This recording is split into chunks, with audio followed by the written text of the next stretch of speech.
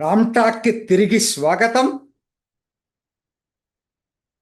సముద్రపు నీటిని మంచి నీటిగా మార్చటం ఈ సాంకేతిక డెవలప్ అయింది. కాకపోతే ఓ చిన్న ప్లాంట్ పెడతారు సముద్రం పక్కన.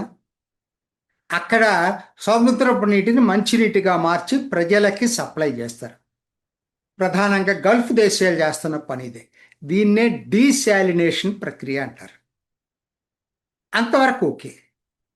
కానీ ఒక సముద్ర భూభాగాన్నే మంచినీటి సరస్సుగా మార్చటం విన్నారా? అది సాధ్యమేనా? అది మన దేశంలో అది ఒక ఏమంటాను దాన్ని, మహాద్భుత ఇంజనీరింగ్ ప్రక్రియ అనలేమా దాన్ని? అది జరగబోతుంది. భారత్లో జరగబోతుంది త్వరలో. ఇది ఆ వివరాలు ఏంటో ఒక్కసారి చూద్దాం. భారత పటంలో ఎడం వైపు ఓ ఇలా పైకెళ్ళి ఇలా తిరుగుతుంది. అక్కడ అంటే సౌరాష్ట్రకి ఇటు సైడ్ కుడి చేతి వైపు దాన్నే గల్ఫ్ ఆఫ్ కంబాట్ అంటారు. కంబాట్ జలసంధి, పర్షియా జలసంధి లాగా ఇదొక కంబాట్ జలసంధి. అంటే అక్కడ పైనంతా కూడా ఇలా పైకెళ్ళి ఇట్లా తిరుగుతుంది. అక్కడ సముద్రం చూశారు కదా, అది దాన్నే కంబాట్ జలసంధి అంటారు. ఇప్పుడు ఈ జలసంధిని మొత్తాన్ని కనుక మంచినీటి సరస్సుగా మారిస్తే ఎట్లా ఉంటుంది? అంటే సముద్రాన్ని మార్చడం సాధ్యం అవుతుందా? మీరు ఆశ్చర్యపోతారు. సాధ్యం అవుతుంది, సాధ్యం అవుతుంది. ఎందుకంటే అసలు ఈ సౌరాష్ట్ర పక్కన ఇలా ఉంటుంది. సౌరాష్ట్ర ఇలా వచ్చి ఇలా వస్తుంది. కిందకు వచ్చేసరికి మన పశ్చిమ తీరంలో సూరత్ వస్తుంది దాని కిందకి.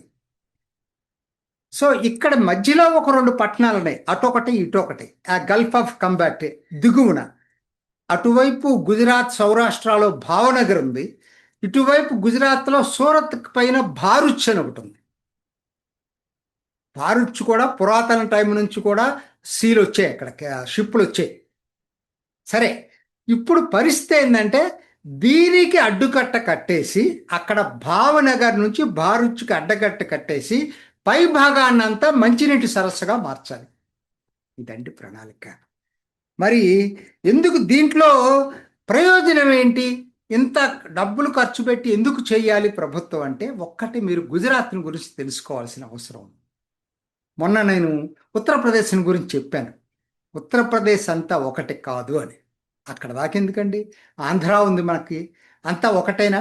రాయలసీమకి కోస్తాంధ్రకి ఎంత తేడా ఉంటుంది? అక్కడ ఇంకా తేడా ఉందన్నమాట. అది పేరు కోస్తా, కాకపోతే సౌరాష్ట్ర అత్యంత వెనకబడిన ప్రాంతం. వెనకబడటం అంటే అర్థం ఏంటంటే అక్కడ నీళ్లు లేవు, నీటి సౌకర్యం లేదు. గుజరాత్లో బాగా అభివృద్ధి చెందిందంతా అహ్మదాబాదు ఆ దిగువన ఉన్నటువంటి ప్రాంతం. అంటే part of central Gujarat and south Gujarat ఇదే అభివృద్ధి చెందింది. నార్త్ గుజరాత్ కూడా నీటి సౌకర్యం లేదు, కచ్లో కూడా నీటి సౌకర్యం లేదు, సౌరాష్ట్రలో కూడా నీటి సౌకర్యం లేదు. ఎంతగా లేదంటే మీరు ఆశ్చర్యపోతారు. మొత్తం మీకు వర్షపాతం, నీటి సౌకర్యం ఉంది. దక్షిణ ప్రాంతం అట్లానే మధ్య ప్రాంతం, మధ్య గుజరాత్, పార్ట్ ఆఫ్ మధ్య గుజరాత్ 71% ఉంది. ఏరియా వచ్చి 25%. అక్కడ బాగుందన్నమాట. కచ్ నార్థరన్ గుజరాత్ ఈ రెండు కలిపి చూసుకున్నప్పుడు ఏరియా వచ్చి 33% ఉంది. కానీ అక్కడ నీటి సౌకర్యం ఉంది మాత్రం 16%. తాగునీరు, సాగునీరు. కిందకు వస్తే సౌరాష్ట్ర, పక్కకి వెళ్తే సౌరాష్ట్ర గురించి తెలుసు కదా, ఇలా ఉంటుంది. ఆ సౌరాష్ట్ర మొత్తం ఏరియా వచ్చి అన్నిటికన్నా పెద్దది, 42%. కానీ నీటి సౌకర్యం కేవలం 16%. Sorry, 16%. Kutch and north Gujarat 13%, Saurashtra 16%. ఇదండి. అందుకోసమే మోడీ ఏం చేశాడు, సర్దార్ సరోవర్ డ్యామ్ కావాలని పట్టుబడితే మేధా పెట్కర్ లాంటి మేధావుల వల్ల కొన్ని దశాబ్దాలు వెనకపట్టు పట్టింది. మేము మోడీ కన్నా ముందు నుంచి మొదలుపెట్టారు. మిగతా వాళ్ళకి చేత కాలేదు ఆవిడని ఆపటం. మోడీ ఆపగలిగాడు, తీసుకొచ్చాడు. 75,000 కిలోమీటర్ల కాలువలు నిర్మించారు. దాని నుంచి 45,000 కోట్లు ఖర్చు పెట్టారు. కానీ ఇక్కడే ఇక్కడే తిరకాసు ఉంది. వచ్చిన కచ్కి వచ్చింది, నార్థన్ గుజరాత్కి వచ్చింది, సౌరాష్ట్రలో అతి తక్కువ ప్రాంతానికి వచ్చింది. ఇంకా సౌరాష్ట్ర అలానే ఉంది. సౌరాష్ట్రలో ఇంకొక ప్రమాదకర పరిస్థితి ఏం తెలుసా? సముద్ర తీరం నుంచి ఉప్పు నీరు మెల్లిమెల్లిగా తీరం లోపలికి చాలా భూభాగంలోకి ప్రవేశించింది. ఇది అత్యంత ప్రమాదకర పరిస్థితి. సో దీనికోసం అని చెప్పి దీనికి ఏం చేయాలి సౌరాష్ట్రకు అనే దాని మీద రకరకాల ప్రభుత్వాలు కొన్ని దశాబ్దాల నుంచి, 4-5 దశాబ్దాల నుంచి ప్రయత్నం చేస్తున్నాయి. ఎలా ఈ సౌరాష్ట్రకి నీళ్లు తీసుకురావటం ఎలా, దీని మీద ఎన్నో స్టడీస్ చేశారు.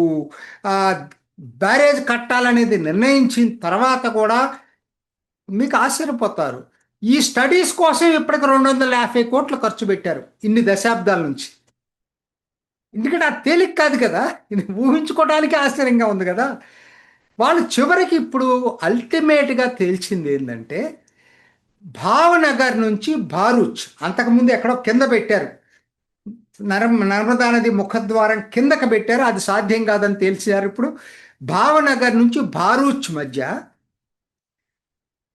బ్యారేజ్ కట్టేటట్టయితే దూరం మధ్యలో కరెక్ట్గా ఎగ్జాక్ట్ సముద్రం వచ్చి 27 కిలోమీటర్లు ఉంటుంది.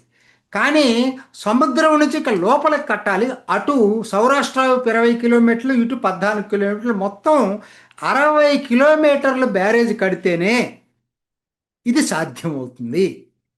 దీనికి ఇప్పుడు రూపకల్పన, దీనివల్ల ఎంత డిస్టెన్స్ అండి. వాళ్ళ ట్రాన్స్పోర్ట్ చూడండి, భావనగర్ నుంచి ఇట్లా తిరిగి భారూచ్ రావడానికి 240 కిలోమీటర్లు పడుతుంది.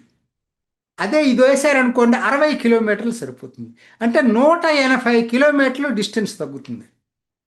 అదొకటే కాదు, అసలు అన్నిటికన్నా ముఖ్యమైనది, దీన్ని మంచినీళ్ళు దొరుకుతాయి.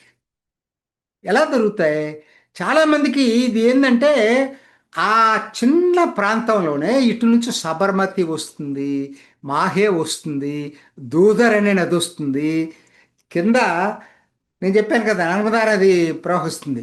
దానికి ఏం చేయబోతున్నారంటే ఇంకొక బ్రిడ్జి కట్టబోతున్నారు. బద్భూత్ అనేటువంటి బ్యారేజీ నర్మదా నది మీద కట్టి అక్కడి నుంచి ఒక కాలువ ద్వారా ఈ బ్యారేజ్కి, ఈ బ్యారేజ్ ఏదైతే ఇప్పుడు కట్టబోతున్నారో దీని పేరు కల్పసర్, కల్పవృక్షం లాంటిది అనుకోండి, కల్పసర్.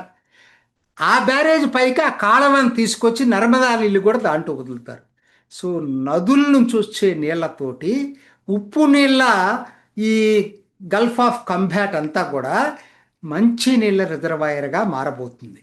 2000 చదరపు కిలోమీటర్లు, 13,000 మిలియన్ క్యూబిక్ మీటర్ల నీళ్లు. అసలు వింటానికి ఆశ్చర్యంగా ఉంటుంది అది. అయితే మీరు అనొచ్చు, ఈ కల్పసర్ డ్యామ్, అల్టిమేట్గా నేను చెప్పింది ఏంటంటే దాని మీద వచ్చే దాని పేరు కల్పసర్ డ్యామ్. దీనికి సప్లిమెంటరీగా బద్భూత్ బ్యారేజ్ నర్మదా మీద, నర్మదాకు కూడా అవసరం ఆ బ్యారేజీ, ఎందుకంటే అక్కడ కూడా సముద్రపు నీళ్ళు వెళ్తున్నాయి కాబట్టి అక్కడ అవసరం. అయితే ఇది సాధ్యమేనా అనేది చాలామందికి డౌట్ వస్తుంది. 2 కారణాలు. ఎక్కడన్నా ఉందా దీని ఉదాహరణ? ఉంది. మనందరం పేపర్లో చదువుకొని ఉంటాం కదా, డచ్ భూమి నెదర్లాండ్స్, ఆ నెదర్లాండ్స్ పేరే అది. అదేంటంటే మీకు సముద్రం కన్నా పల్లంగా ఉంటుంది నెదర్లాండ్స్. దాని డైక్స్ కట్టారు, అక్కడ బ్యారేజీలు కట్టారు, ఒక ఆనకట్టలాగా కట్టారు. దాన్నే అదొక, ఇప్పుడు కాదు, అది 20వ శతాబ్దంలో చేశారు వాళ్ళు. 1932లో ఒక డ్యామ్ కట్టారు అక్కడ. దాని పేరు అబ్సూలీట్ జిక్ డ్యామ్. కొద్దిగా డచ్ పేరు, మనకు కొద్దిగా కష్టంగా ఉంటుంది. AFSLUITDJIK, Afsluitdijk dam. ఇది ఎక్కడ కట్టారంటే నెదర్లాండ్స్లో నార్త్ సీ నుంచి మిగతా ప్రాంతాన్ని, మిగతా వాటర్ బాడీని డివైడ్ చేశారు. దానివల్ల ఏమైంది, మిగతా ప్రాంతాలు ఇప్పుడు మంచి నీళ్ళ సరస్సుగా మారింది. మొన్న మేలో మోడీ నెదర్లాండ్స్ వెళ్ళాడు, యూరప్ టూర్. రెండుటికి ప్రధానంగా వెళ్ళాడు. ఒకటి ఏఎస్ఎంఎల్, మనం సెమీకాన్ ఇండస్ట్రీస్ పెడుతున్నాం కదా, సెమీకాన్ ఇండస్ట్రీలో ఫోటోలిథోగ్రఫీ చాలా చాలా ముఖ్యం. దాంట్లో ఇంకెవ్వరికి లేదండి, మొనాపలి అంతా నెదర్లాండ్స్ కంపెనీ ఏఎస్ఎంఎల్ది. వాళ్ళతోటి ఒప్పందం చేసుకోవటానికి టాటా ఏదో జాయింట్ వెంచర్, దాంతో ఒప్పందం చేస్తున్నారు. టాటాను తైవాన్ పవర్ అనుకుంటా, పవర్ చిప్స్. రెండోది ఈ డ్యామును సందర్శించి ఒప్పందం చేసుకోవటానికి నెదర్లాండ్స్తో letter of intent technical cooperation ఒప్పందం చేసుకున్నారు.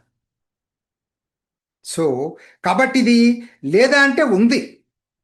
అయితే దీనికి ఉన్న పెద్ద అవరోధాలు ఏంటి? నంబర్ 1, ఖర్చు విషయం చూసుకుంటే అది ఇన్ని దశాబ్దాలు లేటు కావటం వలన 1,30,000 కోట్లు అవుతుంది. మరి అంత డబ్బులు ఒక రోజులో సమకూర్చుకోలేరు. ఎనివే అది డ్యామ్ కూడా మీకు 10-15 సంవత్సరాలు పడుతుంది. అంతకన్నా పెద్ద సవాల్ ఏంటి తెలుసా దీంట్లో? అసలు దేశంలోనే ఎక్కడా లేని రాకాసి అలలు ఇక్కడ ఉన్నాయి. 13 మీటర్ల ఎత్తున అలలు లేస్తాయి అక్కడ, గల్ఫ్ ఆఫ్ కంబాట్లో. మరి ఆ కంబాట్ జలసంధి అలల్ని తట్టుకొని అక్కడ నిర్మించగలరా? ఇది ఇంజనీర్లకి అతిపెద్ద సవాల్గా మారింది. ఎందుకంటే అటు నుంచి ఇటు నుంచి డ్యామ్ కట్టుకుంటా వచ్చి ఆ క్లోజ్ చేసే ప్లేసెస్లోనట ఇంకా వెలాసిటీ పెరుగుతాయట అలలు. దాని మీద తర్జన భర్జన పడ్డారు, మల్లగుళ్ళాలు పడి అల్టిమేట్గా చేయగలమనేటువంటి కాన్ఫిడెన్స్ వచ్చింది. ఈ మిరకిల్ని సాధించాలి అనేటువంటి పట్టుదల ఇంజనీర్లో కూడా పెరిగింది. సో ఇది దీనివల్ల వచ్చే బెనిఫిట్స్ అయితే చాలా ఉన్నాయండి. సౌరాష్ట్ర కరువు తీరిపోద్దండి. తాగునీరే కాదు, 10.5 లక్షల హెక్టార్ల సాగునీరు కూడా ఇక్కడ దీనివల్ల వస్తుందని, మంచినీళ్ళు కదా వచ్చాయన్నీ కూడా. తర్వాత డిస్టెన్స్ తగ్గుతుంది. నేను ఇందాక చెప్పే కదా, పైనుంచి తిరిగే బదులు మొత్తం కచ్ నుంచి సౌరాష్ట్ర నుంచి డైరెక్ట్గా సూరత్కి రావచ్చు భారత్ మీదుగా. సో ఇది చాలా డిస్టెన్స్ తగ్గుతుంది. ఇది ఫ్రైట్ ట్రాఫిక్ కూడా బ్రహ్మాండంగా పెరుగుతుంది. దీని మీదట 16 లేన్ల రోడ్డు బ్రిడ్జి, 4 లేన్ల రైల్వే బ్రిడ్జి కూడా కట్టబోతున్నారు. ల్యాండ్ రిక్లమేషన్ 1,76,000 హెక్టార్లు ల్యాండ్ని రిక్లైమ్ చేయబోతున్నారు. 1,76,000 అంటే చిన్న విషయం కాదు కదా. తర్వాత దీనికన్నా ముఖ్యంగా ఇందాక నేను చెప్పాను కదా, సౌరాష్ట్ర సముద్ర తీరం ఉప్పు నీటి ప్రాంతంగా మారుతున్న దాన్ని అరికట్టవచ్చు. నిజంగా ఇది జరిగిందనుకోండి, ఇది ఒక మహా అద్భుత ఇంజనీరింగ్ మహాద్భుతం కాకేమంటారండి. గల్ఫ్ ఆఫ్ కంబాట్ రిజర్వాయర్గా మారబోతుంది. ఇది జరగాలని కోరుకుందాం. నా జనరేషన్ చూసినా లేకపోయినా నెక్స్ట్ జనరేషన్ ఖచ్చితంగా దీని యొక్క ఫలితాన్ని చూస్తారని చెప్పి ఆశిద్దాం. ఇది ఈనాటి రామ్ టాక్. ఇంకొక ఎపిసోడ్లో మళ్ళీ కలుసుకుందాం. నమస్తే. చూసారు కదండి, మరి ఈ వీడియో కనుక మీకు నచ్చినట్లయితే ఒక లైక్ కొట్టేసి మీ అభిప్రాయాన్ని కూడా కామెంట్ బాక్స్లో తెలియజేస్తూ ఇలాంటి ఇంట్రెస్టింగ్ అప్డేట్స్ కోసం మా ఛానల్ని సబ్స్క్రైబ్ చేసుకోండి.